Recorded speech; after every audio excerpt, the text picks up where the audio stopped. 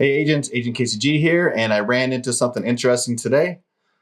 Take a look at what the iBuyer did to upgrade this home and let me know what you think. And also stay till the end. I'll have some numbers of what they bought it for and what upgrades it looked like they had done. Hey agents, Agent KCG here, and I am doing an impromptu video. I met with a new client today and we were looking at some houses. And the very first house we came to was being sold by an iBuyer. I won't say which one specifically is selling this one because all of the iBuyers are doing this and it's getting frustrating. Hopefully they see this video. Hopefully they start to do things a little bit better. But the idea of what the iBuyers are doing, they're coming in, buying your home for as little as possible and then turning around, doing as little work as possible to sell it for as much profit as possible. I can tell there's a lot of echo in here. I apologize, but just take a quick look at this and you can see why. A little bit of care, a little bit of time. They could probably sell the homes for more money and make happy buyers and future customers, but the way it is, I would request that they redo the floors. But let's check it out. What was probably here before was probably carpet or really bad hardwood floor. So they ran this really low-end laminate flooring throughout the house, from the living room, kitchen, down the hall, and they separated each room with a cheap-looking spacer or cap. But what really annoys me is they don't ever take the time to remove the old baseboards.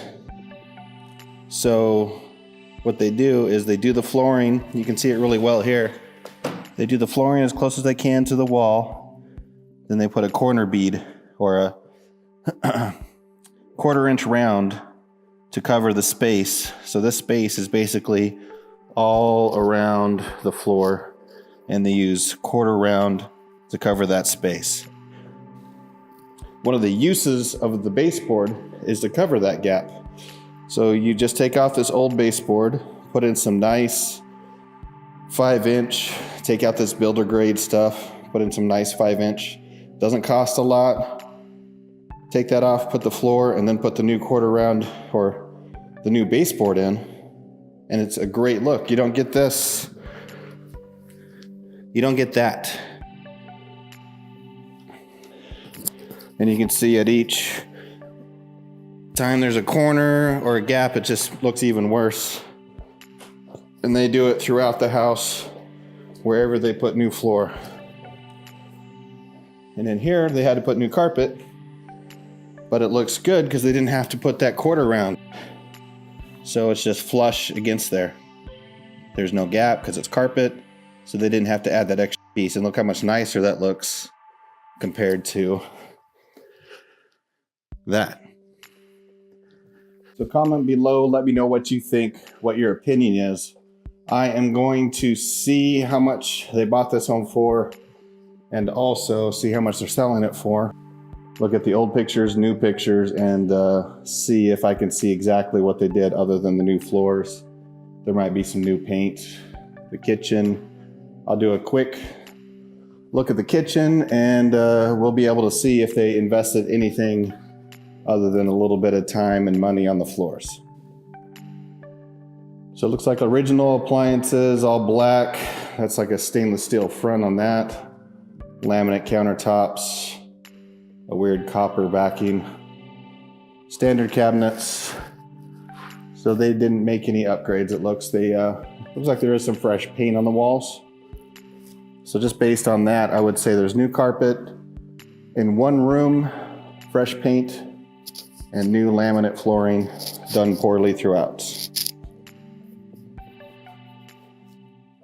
In this case, the iBuyer is selling this home for $7,000 more than it is recorded that they purchased it at. They purchased at $268, selling for $275. Now that seems like somewhat a fair deal by adding some laminate floors, painting. Doesn't seem like that would be about a $7,000 difference. But the main thing is what is that iBuyer charging for their service fees, and what did they charge the seller for any upgrades or any repairs that they needed to do. Zillow Instant Offers, for instance, does not say what their average service fees are. On Offerpad, they're anywhere from 7 to 10%, and Opendoor is anywhere from 6 to 13%. So using any of those numbers, the service fee could be up to 13%, depending on who they sold to. And then on top of that, what the repairs are. I know on one of my videos, somebody commented that they got a repair order from Opendoor that amounted to just over $50,000. So if you're buying an iBuyer home, make sure they do the proper upgrades and the proper repairs. None of this quarter round stuff. If you come running into that, ask for a discount because you're going to want to redo those baseboards, probably redo the floors because that's just a bad look. It's going to be horrible when you're trying to resell the home in the future. Also, make sure they do their upgrades correctly and do a little research. See how much they bought the home for. There's always room for negotiation. Make sure you use a knowledgeable realtor in your area. If you have any questions, make sure to comment below. Definitely like and subscribe if this was helpful and you like more videos like this, and hit that notification button, which is the bell, and that will make sure that anytime I put out a video that you get informed. And as always, I'm Agent KCG, and this is my Realty Reality.